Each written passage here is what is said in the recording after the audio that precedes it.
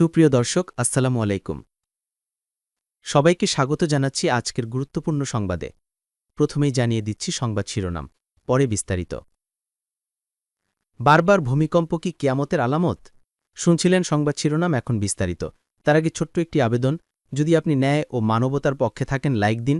গাজার শিশুদের ভালোবাসা দেখাতে চাইলে কমেন্টসে লিখে জানান গাজায় শান্তি চাই।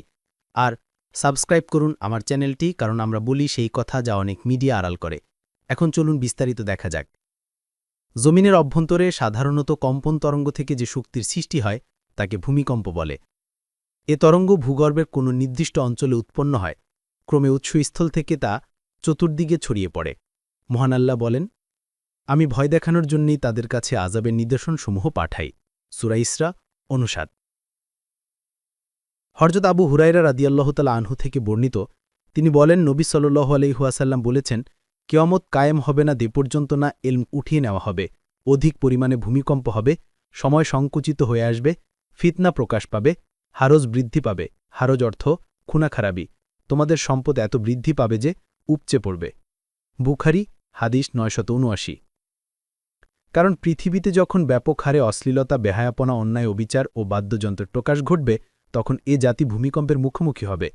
এক হাদিসে রাসূলুল্লাহ সাল্লাল্লাহু আলাইহি ওয়াসাল্লাম বলেছেন, এ উম্মত ভূমিকম্প, বিকৃতি এবং পাথর বর্ষণের মুখোমুখি হবে। একজন সাহাবী জিজ্ঞাসা করলেন, কখন সেটা হবে হে আল্লাহর রসুল? তিনি বলেন, যখন গায়িকা ও বাদ্যযন্ত্রের প্রকাশ ঘটবে, মদপানের সয়লাভ হবে। তিরমিজি হাদিস 2212।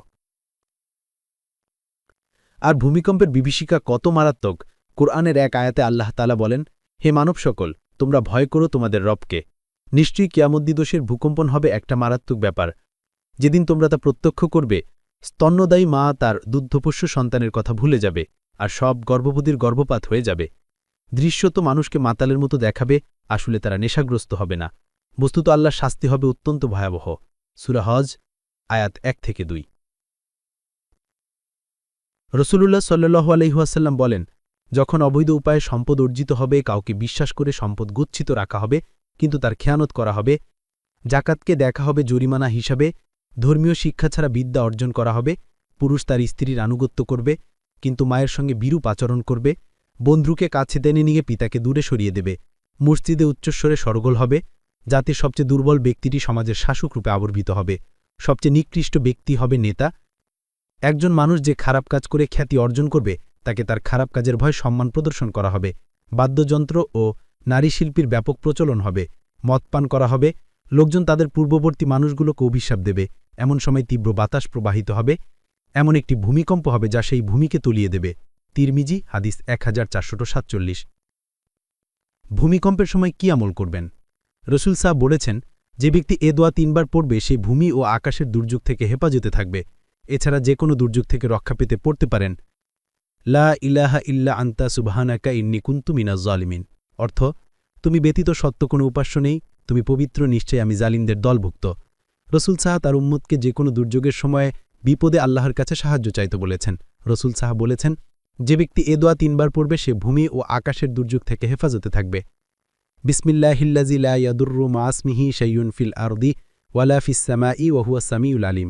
অর্থ, আল্লাহর নামে, যার নামের বরকতে আসমান ও জমিনের কোনো বস্তুই ক্ষতি করতে পারে না, তিনি সর্বশ্রোতা ও মহাজ্ঞানী।